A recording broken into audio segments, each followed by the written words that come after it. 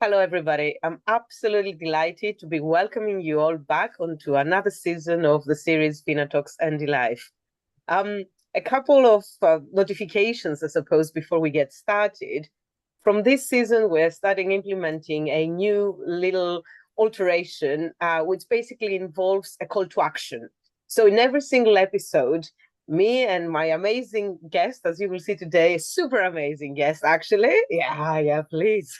I can see the other sort of side of the screen kind of going like, no, no, no, beyond super. We'll be sort of coming to The some shoulder pads. Sorry. praise.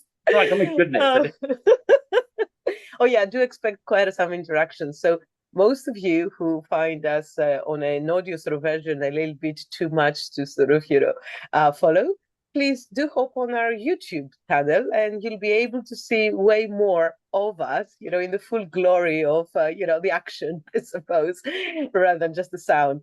So yeah, me and the speaker, the guest, will be coming very organically, I'd like to believe, in some call to action. So, whatever the thematic, we would like to make sure that we can all, and each one of us individually, take to some pragmatic, some practical sort of actions as to how we can make sure that everything that we speak about can at some point get materialized. Because I do hear you, and some of the feedback that I'm getting is all great and good. We can see the challenges, we can see things that are not going very well. So, can we individually do something about it? And the answer is most of the times, yes, we can. Perhaps we need some inspiration, perhaps we need a little bit of nudge, or perhaps we need to acknowledge that there's others like us who feel exactly the same way. So, together, collectively, we can make things work. So, without further ado, beyond delighted to be welcoming Phil today. Phil, just first Yeah. name. He will fill you in exactly with the rest. So, Phil, floor is yours. Please tell us more about yourself. Uh, Start. I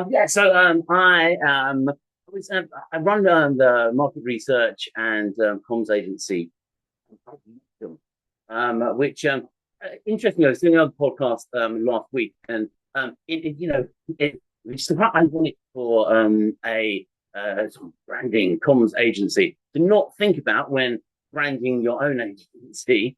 You come up with this all the time that you come and think about it, and then you think this is it, and then you don't realize that no one can actually pronounce your company right, and that most people call it ad lucem instead. And then I'm not precious about these things. But then everybody else says ad lucem novel is actually ad lucem. And then you have to get on to the point, did you not prove your classics? As such, which sounds a bit poncy, doesn't it? Given that I actually did terribly in classics at school and stopped doing Latin after the first year. So ironic. But ad lucem actually means to the light, which is not a big religious, zealous kind of thing with my Christ-like hair, but more a sense of actually let's just shine a light in dark places, and that whole sense of I think you mentioned there,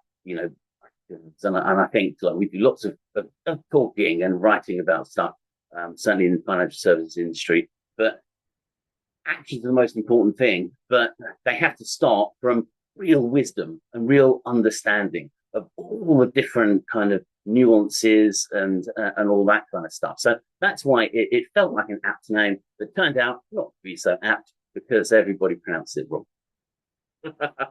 Beautiful. There we go. Beautiful. That's a start point anyway. That And is I was interesting, and I was in terms of that direction and that direction of travel. It's about 2 years ago, in terms of that towards the light. I had some lightening in my life when I was diagnosed with ADHD, and suddenly started making sense of so much of the roly coasty kind of nature of my life. Well, up until then and since then, but better with some understanding, better with some wisdom, better with some light. Absolutely. absolutely gorgeous. And here we are, beautiful audience. Two ADHDers on one call. Do expect the unexpected. Actually, do not expect anything because Bit here. Yeah, making it on time and being On on the call time, is already an exactly. achievement. Very much so. So to the light, and I love what you said because it takes something that's very close to us to really want to get it right, isn't it? So you want to get the name right because it means a lot to you. Because you've had that epiphany, you've had that kind of light coming into your life, and you've probably got, like many of us, that sort of point in your life that you thought, I've done a lot, I've had a career, but how much am I being of value to myself, to my community, to my clients? How much leeway do I have to be me and to demand almost a better way, a better communication for an industry that, speaking about financial services, and I do that with an utmost respect and love for the sector where I cut my teeth, we're not particularly good. Quite often we expect that we will use wooden language or we will use pretty much the same sort of recycled keywords, buzzwords, acronyms in order to transmit a story that has got emotions. So we basically downgrade the feelings, the emotional connectedness, just to replace it with some buzzwords. And of course, if you want to tell a story, the story needs to connect with people's hearts, with Yeah. people's, experiences, soul, isn't it? Thoughts. So, I mean, what are your views as a neurodivergent individual, but also as an individual who works in this arena? Where do you think do we get things wrong when it comes to language and storytelling? Yeah, no, I love that point that you're pointing about storytelling because it's what everybody responds to. I think there are so many like facets to this, and well, I've been in the industry 20 odd years, as such, and things go in cycles. Some things become more fashionable. Speaking of ADHD, that's this season's must-have neurodiversity. So we're doing one thing right. But you're right. It's that how deep does something want to go? And I think that's a really complex and difficult challenge in terms of if you want to make genuine progress, if you want to actually make something actually happen, it needs to go far, far deeper than, say, for example,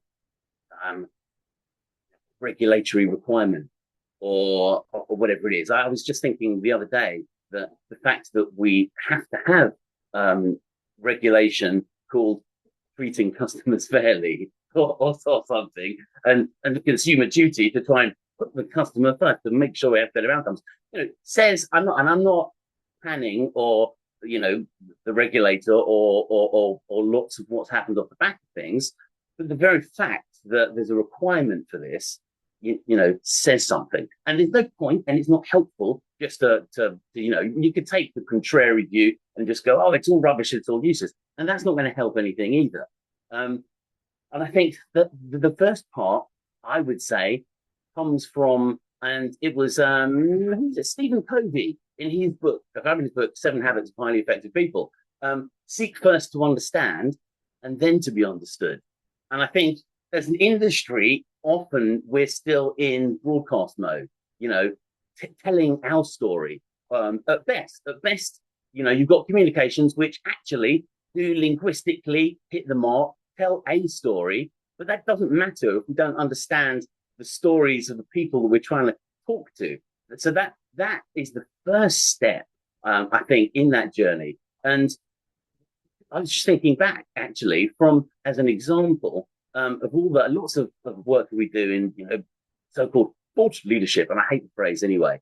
But at any point in my whole career, I've been asked to, or certainly not carried out a project, or even put together a proposal to understand neurodivergent people, essentially, or those needs specifically, as a small example, essentially. So, if you don't get that bit first, anything that comes afterwards, irrespective of how fervent or bang on the actions are, it needs to be anchored to something deeper, I think.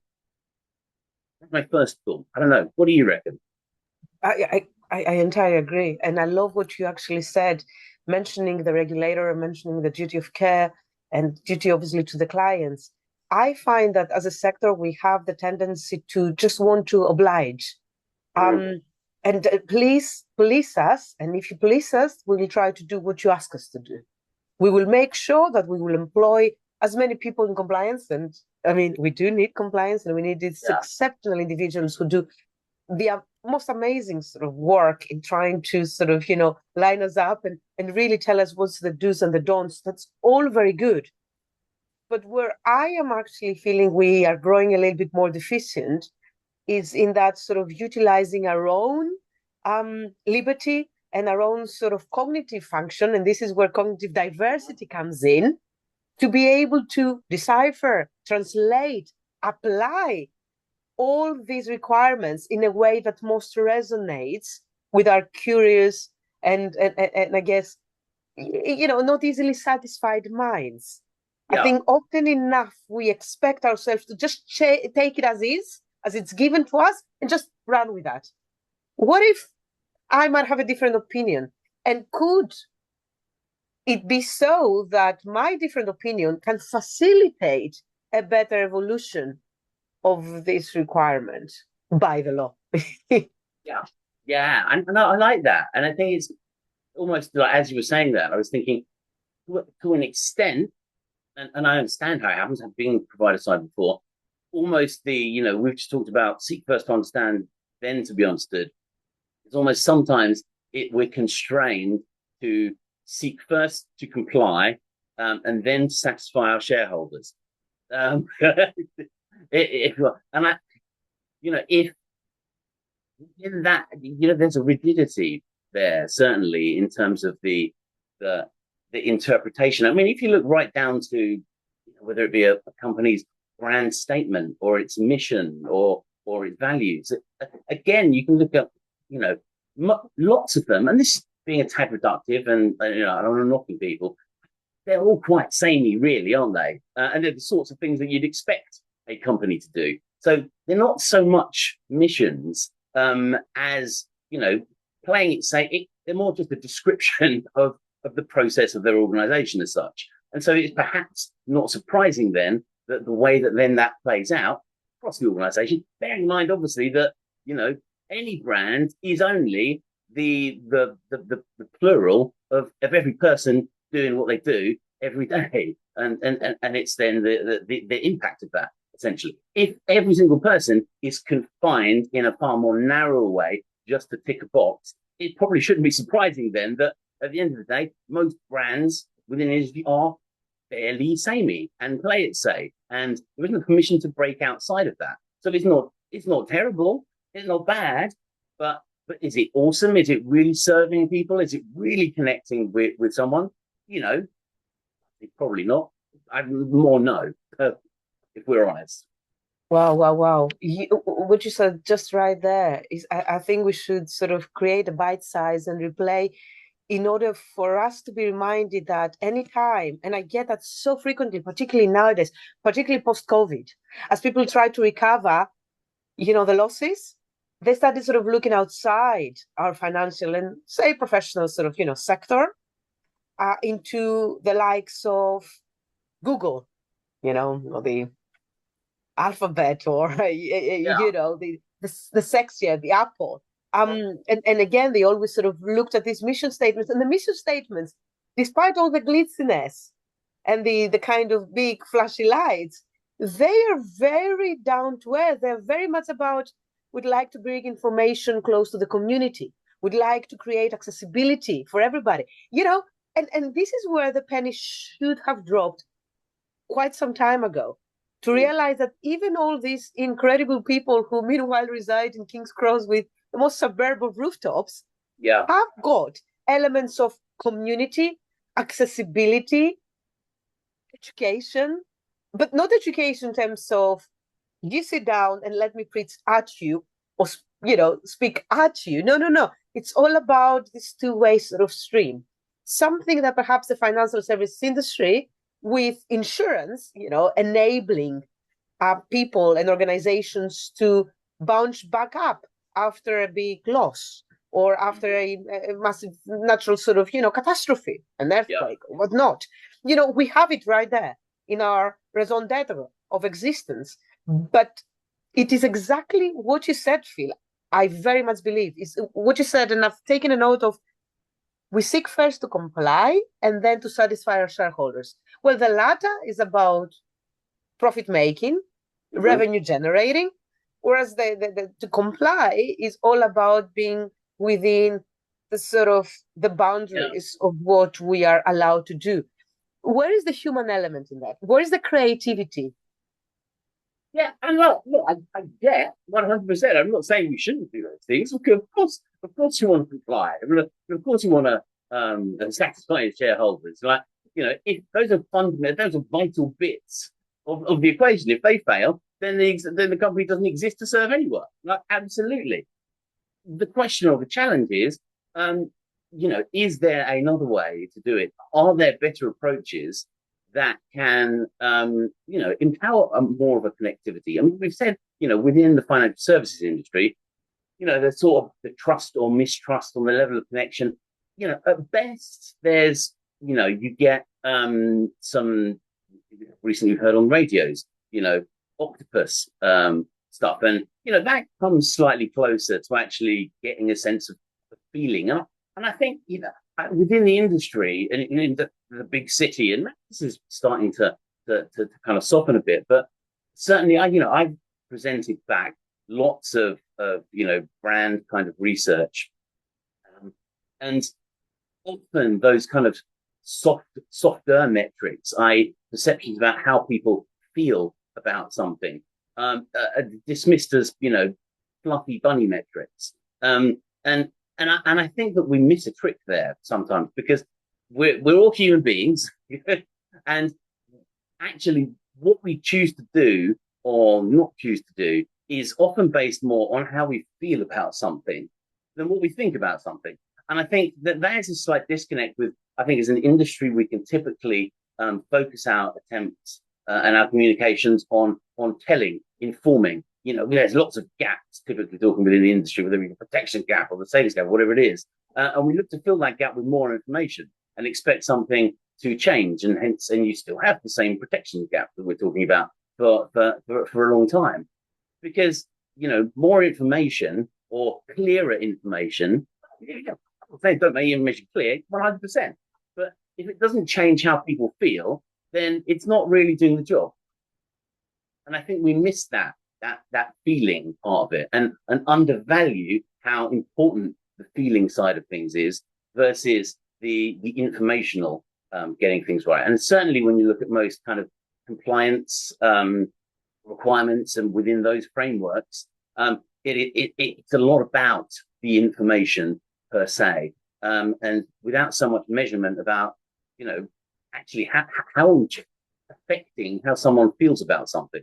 That's far more dynamic and powerful, both potentially positive and negative. And that's maybe the scary thing, and that's maybe why we kind of shy away from it a little bit, because it's a bit more dangerous. I entirely agree. On the feeling basically gets to correspond to the clients. The feeling gets to correspond to our own employees. And again, at GAIN, the Group for Autism Insurance Investment and Neurodiversity, this community for neurodivergent individuals also advocates for neurodivergent individuals, as well as carers and parents.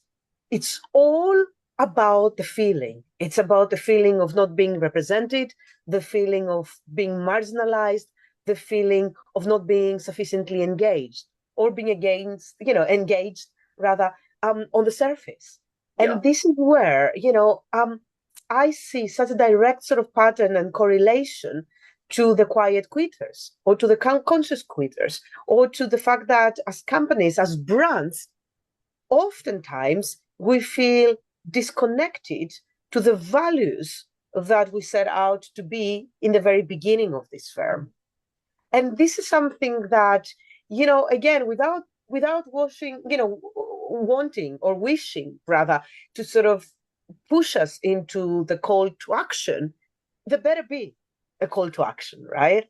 Yeah. So I mean, from your own perspective, because at the end of the day, you are an advocate for our glorious industry as much as you are an active participant in it. You're Yeah. also an entrepreneur. You have your own company and you're seeing it day in, day out. How do you go on about your own company? And how do you go on about, your own customers with regard to just that, the feelings? Yeah, I mean, and again, it's quite challenging personally, and that I think that throws some interesting light in terms of when it's very easy to sit back and go, the industry's getting it wrong. The industry's they just want to be compliant, blah blah blah blah blah. And great. Then actually, when you apply that to yourself and challenge yourself about, okay, well, how authentic am I being?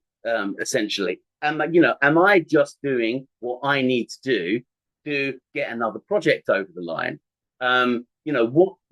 What's my mission essentially in that regard? And if I'm facing those challenges as in a far smaller organization, obviously that's felt many fold more in a larger organization. So it's the challenge from a personal level to keep it real, to that sounds so trite, doesn't it? Keep it real. Like wasn't an action that comes from that.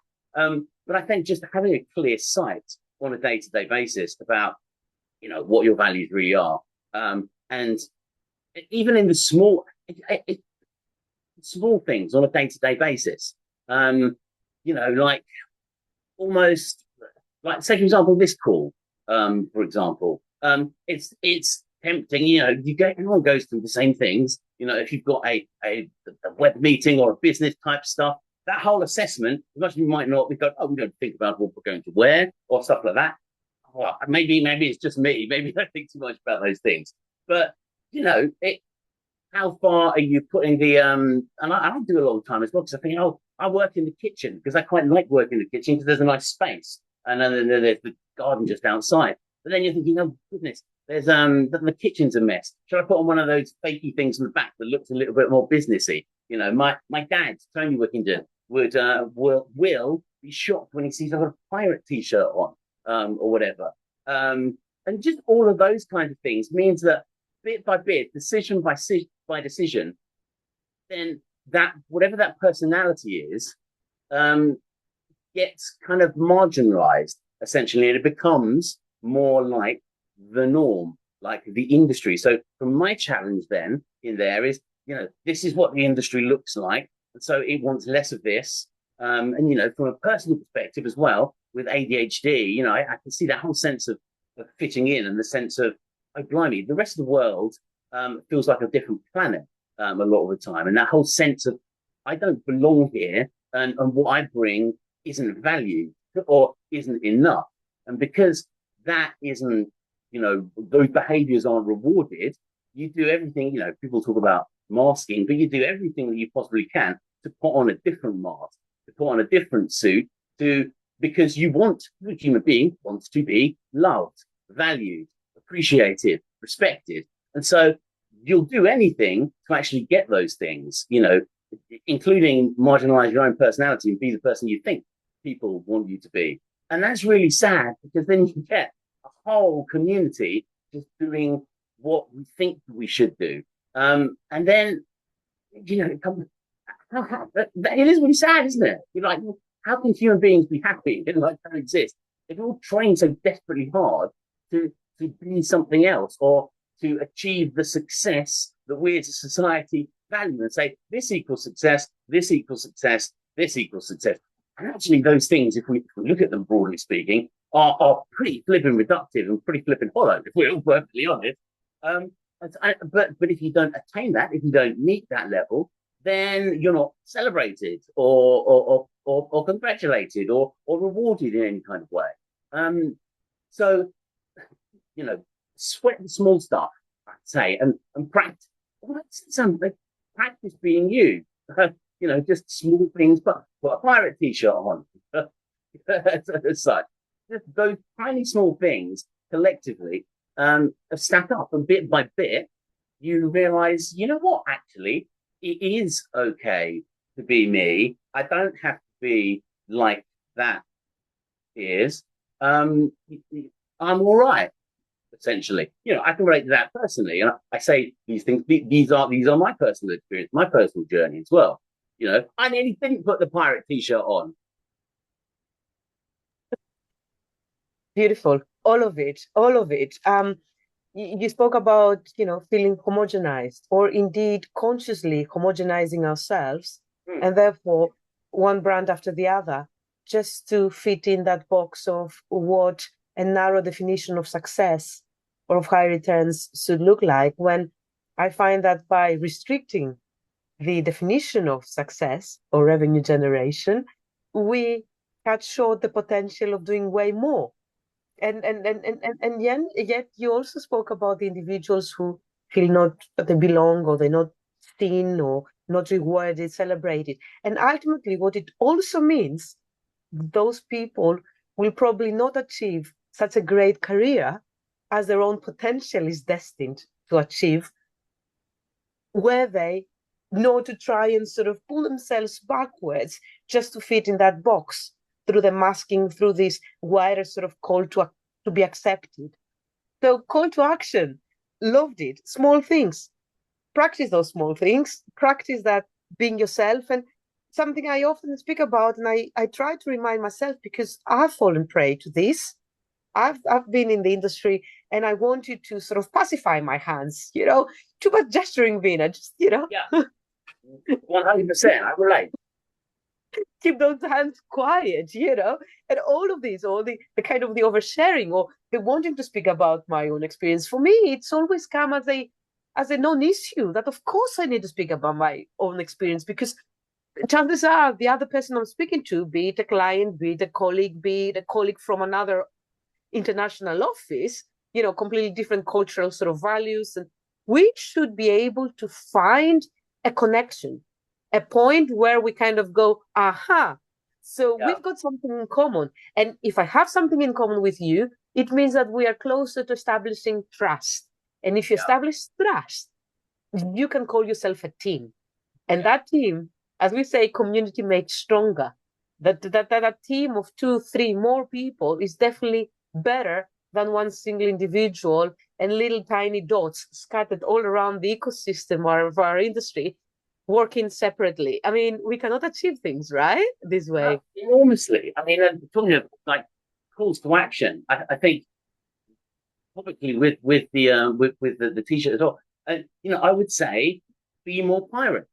And I read, and which is I reread recently a book with that same title, Be More Pirate, which was fascinating. I mean, it's not saying pirates did do naughty things as well. Don't do all the naughty things that the pirates do, but it looked at historically where those pirates in the so-called golden age of piracy came from in a post Spanish War world where funds nationally were absolutely depleted, where thousands of men have been used as privateers, but basically legal pirates, by the government to go out, and then were suddenly dropped in peacetime with no support, and then in a society that was massively, massively marginalized and exclusive, and did not give opportunities to these people. So you've got people that all they've done all their life is sail, steal, fight, and some of those things, that had to actually take matters into their own hands and get together with their tribe of like-minded people and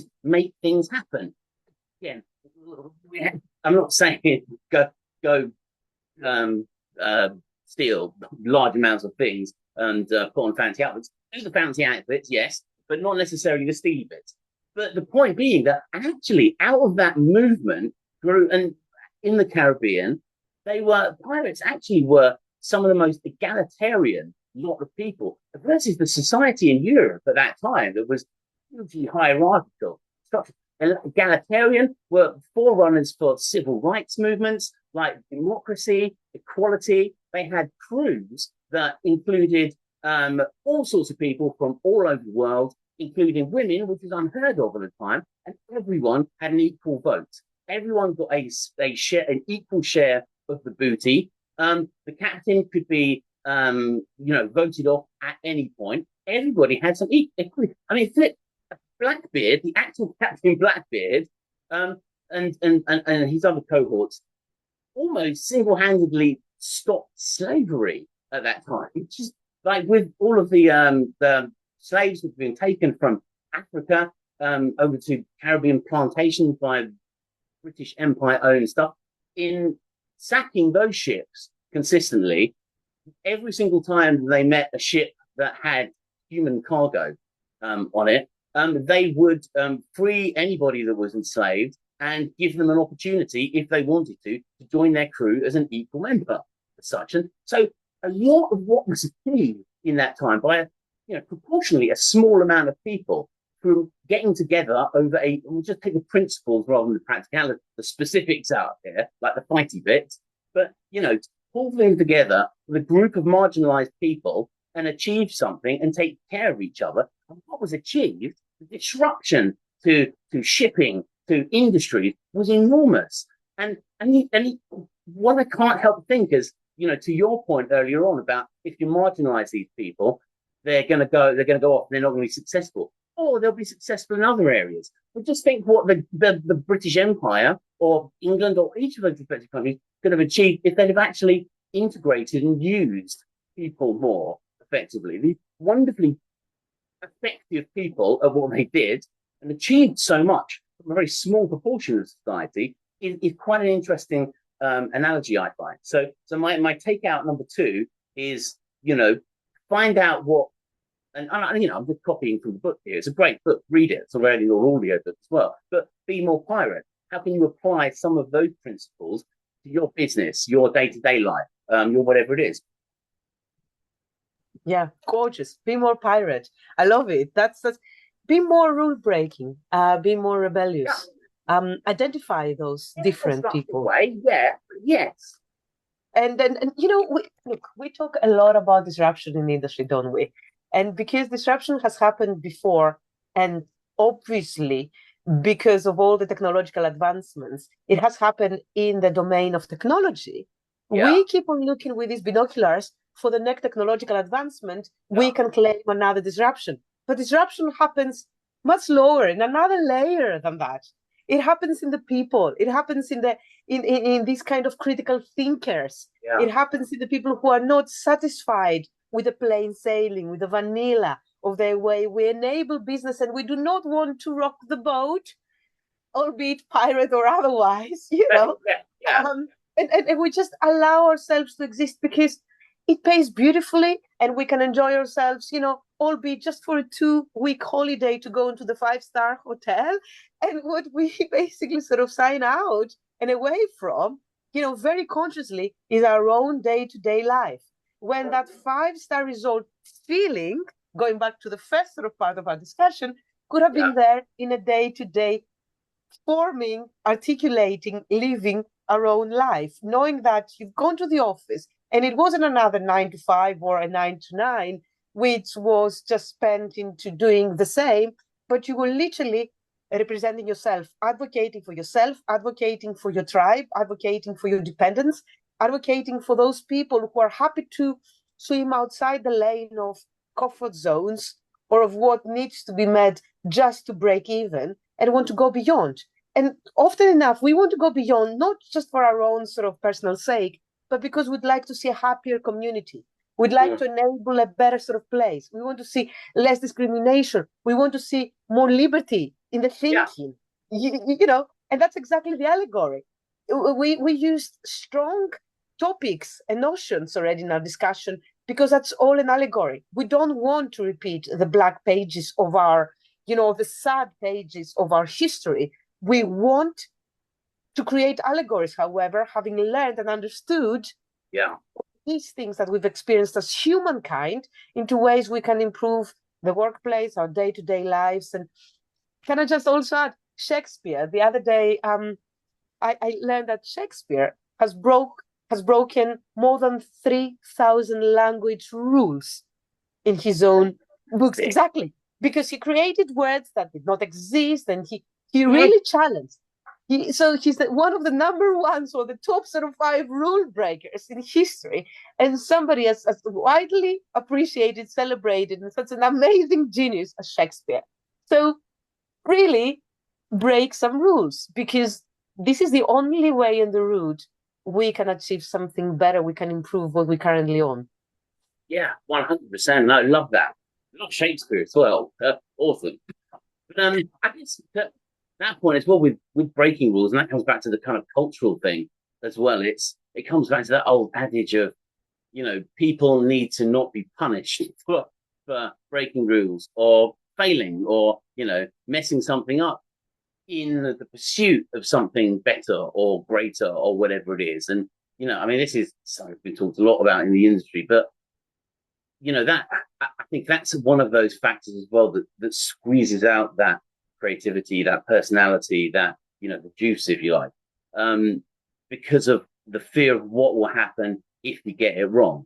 And it's when it comes back to that basic human survival instinct. I don't want to get fired because I've got these bills to pay, and I want to get a promotion because that equals more salary, and I don't want to do anything that's going to potentially, put that into question.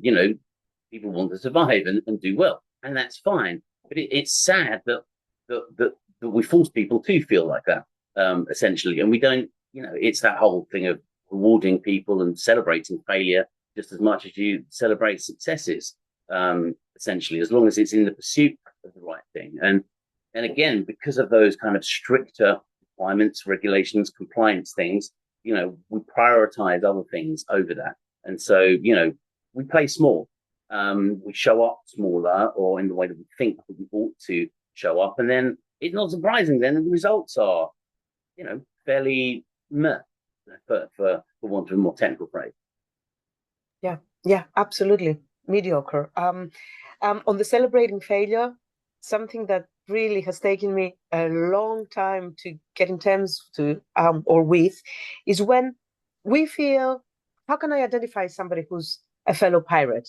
Well, here's an answer for the neurodivergent sort of community, because we often say we're very observant, aren't we?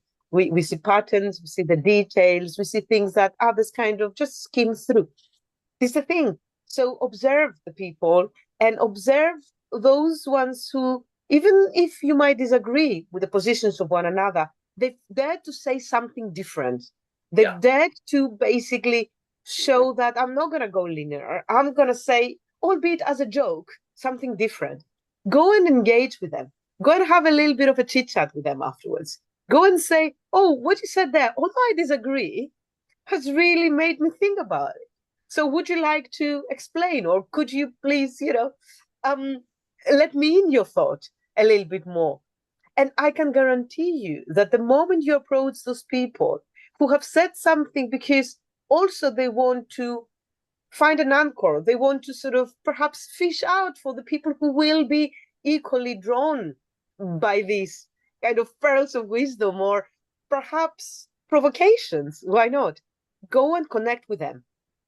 Connecting over a glass of wine is always great, and you will always find me in this kind of in these pools of people. But connecting over, that's something that somebody said that does not go into the homogeneous, the plethora, the majority of what you hear. This is where your people are. This is where the true friendships can start. Like that.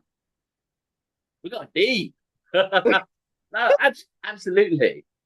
And I'm really bad at it as well. Like, interestingly, I have with probably my diagnosis was ADHD, which had a strong suggestion within it that likely autism as well.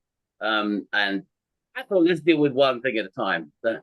So dealt with that bit of a reductive term, but understanding and whatnot, but have strong suspicions that there's, and I've seen more since treating, understanding, working with the ADHD side of things more. I kind of recognize some of those fantastic autistic traits coming out as well, and the interesting tug of war that exists between ADHD and autism at the same time, in terms of the struggling a lot of the time to connect with the rest of the world, often for fear of just the discussion of the ordinary or whatever is more of a headache. I can talk about stuff like this, well, like with you, quite easily and happily for hours. But then talking about, I don't know, what I was in a taxi right there, I was stuck in traffic, and it was just going, so what are your hobbies? And I should love this stuff. I'm me. And just day to day things. I was sweating. I said, relaxing or something. Just like an absolute mental headache to get through stuff. But all to say that those kind of tensions between the autistic side of things that just wants that finds being out engaging with lots of people then actually really draining. Essentially, it requires a lot of energy spent. But then the ADHD side of things craves novelty and spontaneity and stuff. So it's managing those two at the same time. So just isolating isn't a good thing, isn't a healthy thing either. And the ADHD side of things want to go on a little adventure. But then the ADHD drags his autistic little friend out, autistic Philip comes out, well, just like, I'm going to do this. And ADHD goes, all right, I'll give you a hand here because we'll put on this little show or something. So they kind of help each other out. But it's an interesting little tension as well, just to go off a slight tangent here. Can't quite remember why I went off on this tangent, but I'm sure you'll get to relate. Not at all, absolutely. And to be honest with you, this understanding that you started off with, understanding oneself, understanding who we are, and something that someone told me not that far in the past. Now it was get comfortable with being uncomfortable. The times when I've come in the discussion and completely twisted and altered and sort of said something that I could feel people looking at me, and I could feel myself getting red in the face and wanting just to hide. The same people years later would come to me and say, we remember you. There was that discussion then that we did. You know what? You got me thinking there. And this is the thing. The book that after many, many, many, many years, I gave myself the permission to read from start to end, really to finish reading it. I would start a book and then I would feel miserable and anxious and guilty because I've got 100 million other things to do. And why am I giving myself time to read the book? I finished. It was speaking, it's the life of Stoics. And there was one of them sort of Stoic philosophers who said, do not expect people to applaud you. Do not get happy when people celebrate you. When you speak, be happier when people are silent, because that means that you get them thinking. And all this time, especially lately, that I thought, I'm going to stop writing because I don't think it connects with people. I don't get to feel celebrated or to be liked. They use the likes, be it on Insta, be it on LinkedIn and all this. It means I'm speaking into, deaf ears or into a void. No, possibly people could hear. Possibly they found it uninteresting and that's all fine. But also possibly it struck a chord there and they got thinking. And everybody should be given the permission and the time to process those thoughts, to process those acoustics. So be more pirate. There we go. Be more pirate. Phil, honestly, thank you ever so much for your time today. Oh, thank you. It's been awesome. I can't believe it's gone so quickly. Thank you for being so authentic. And thank you also, and I will share that amongst everybody. I didn't know myself that, who's that? Captain Underpants also has got ADHD. And as a person of children, as a mother, I feel almost nervous about that trust building that I have with my own children, because they've been long time now reading Captain Underpants books, and they never told me that we're speaking about a fellow ADHD. So again, Phil, many thanks for all of the above, plus that final bit. Pleasure. Absolute pleasure. Get on well with your day and really keep on flying that flag of thinking out of the box and of really connecting truthfully and genuinely, and also mindfully in terms of generating good business results but we can always do better. We can always do more by exercising the who we are and being self-advocates. Thank you. Fantastic. Have a super good day.